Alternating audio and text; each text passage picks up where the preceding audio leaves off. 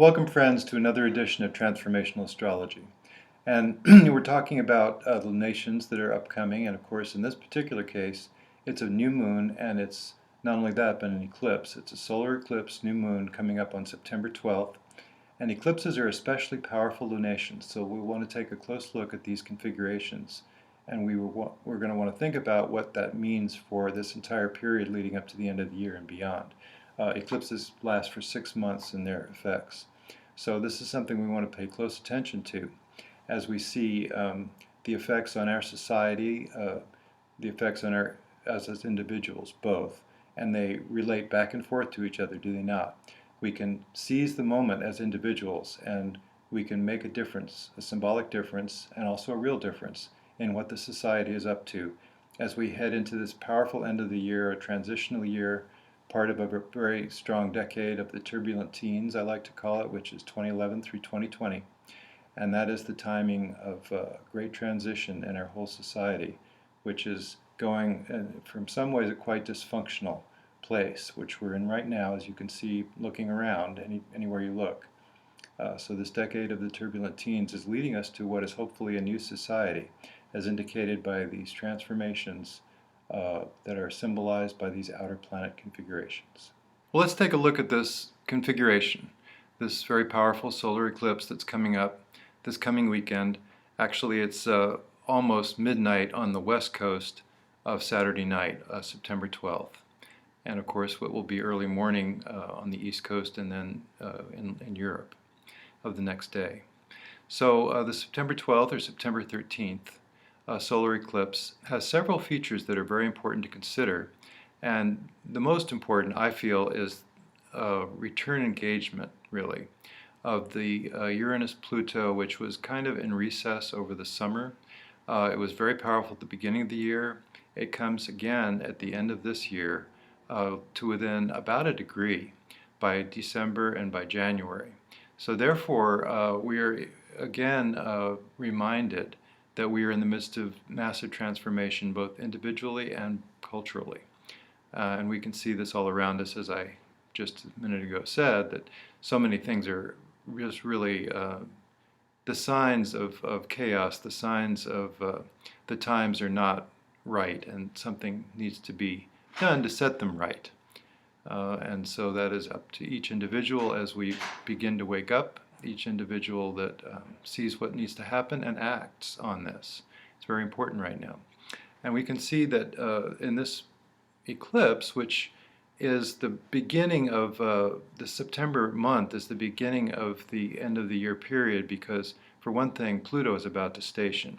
So we see that Pluto is right now at 13 degrees and it's moving retrograde. It'll go back to 12, but it won't get further than that.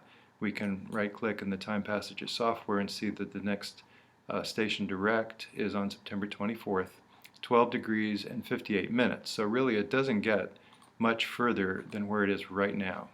And this is important because that means that Pluto is stationary now. So it's much more powerful in its effects. Now if it was sitting there without any aspects, with the other planets that are also in motion and that are making aspects, and the aspects are indicated in these lines, then we might think, well, it's kind of a strong, intense Pluto, but it doesn't have connections. But on the other hand, we do see that there's this square, which is now has gotten as far as 6 degrees apart between Uranus here, 19 degrees of Aries, and moving backwards, you see. Moving backwards towards the 12-degree mark or the 13-degree mark, which is where Pluto is right now. So this is a forming square between these two, which once Pluto stations, which it's doing this month in a couple of more weeks, we will see begin to be both Pluto standing still and Uranus moving back toward it. So they will be both moving toward each other. And then by the end of the year, as I say, by December 25th, they get to be about a degree apart. About 2 degrees apart. And by the January 25th, they get to be about 1 degree apart, which is true for that entire period of December, January, February. So the degrees don't matter so much, how far apart they are, as long as it's close like that, within a couple of degrees. And really, up to 15 degrees could be considered part of a sequence where Uranus-Pluto is active in the culture. And this is from the research that Rick Tarnas did in Cosmos and Psyche. He talks about 15 degrees being what he felt to be a watershed period when these planets were engaged with each other. And that brings to another point the fact that another outer planet, actually, Eris, is showing herself to be pretty strong in charts, just like Uranus, Neptune, and Pluto, and also going to depth like Uranus, Neptune, and Pluto do. Uranus, Neptune, and Pluto are all very active now. And also we have Uranus and Eris in close conjunction. They're only 4 degrees apart. They will become exact next summer. But right now they're still close to each other, and so they're influencing each other. So Eris always brings to prominence a planet that it's close with. So Uranus is therefore emphasized just by the connection to Eris, and also by the connection to this new moon. The new moon is at 20 degrees. Uranus is at 19 degrees 37 minutes, very close. Another thing that we want to think about is that there is a connection between the inner planets and Pluto. We have Mercury at 14, we have Venus at 15. Both of these are making aspects to this 13-degree mark by a couple of degrees off. So this is important to recognize that we have a strong presence of Pluto, we have a strong presence of Uranus, very strong, and therefore it's a kind of a beginning of this end-of-year Uranus-Pluto configuration that's upcoming, which is so powerful and so important, the hallmark of this decade. We're seeing massive transformation, and they say, you know, when you see the direction that the cosmos is inclining toward, then freedom consists in going that way, going towards your destiny, your fate. You can fight your fate, you can avoid it, you can look the other way, you can put your head in the sand, you can be an ostrich and put your head in the sand, but you know, the real fact of the matter is that sooner or later you have to kind of see what's going on and move in the direction that your own inner destiny is inclining you toward, which is symbolized by the timing and the effects of these planets as we see it reflected in the stars, as above, so below.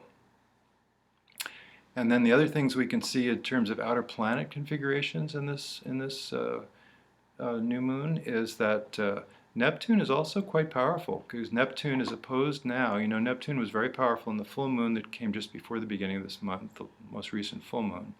And then right now Jupiter is coming into forming opposition with Neptune. So we see a very strong Neptune as well. We see Chiron as well. Chiron is exactly opposite this eclipse degree, so Chiron is strongly emphasized. The midpoint as well between Neptune and Chiron is exactly the same, as it turns out, as the midpoint between Jupiter and this new moon. So that's a little subtle, but it's a very interesting indication that Chiron and Neptune are both strong in this new moon configuration.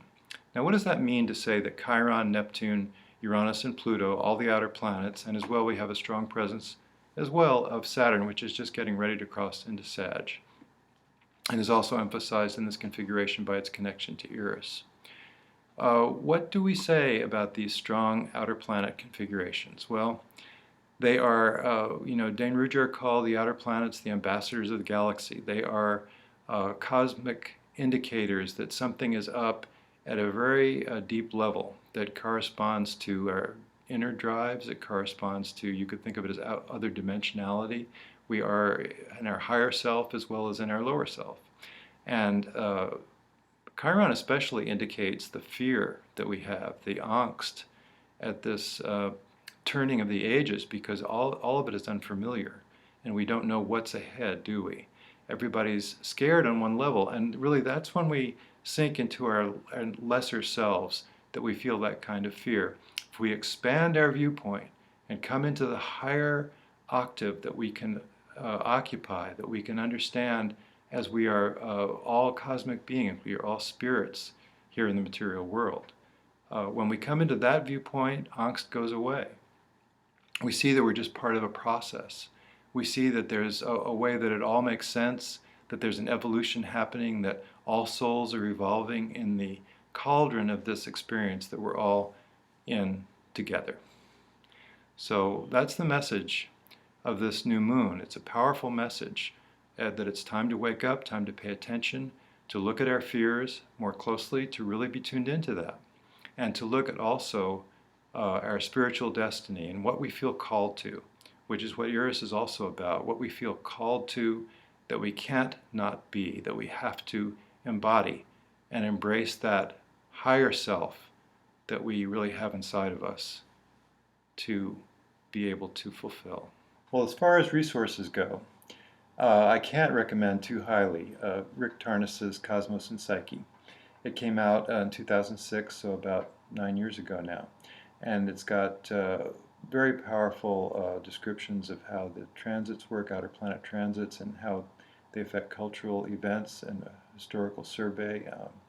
You can skip through it and read the parts that you can skip all around in that book and just find gems everywhere.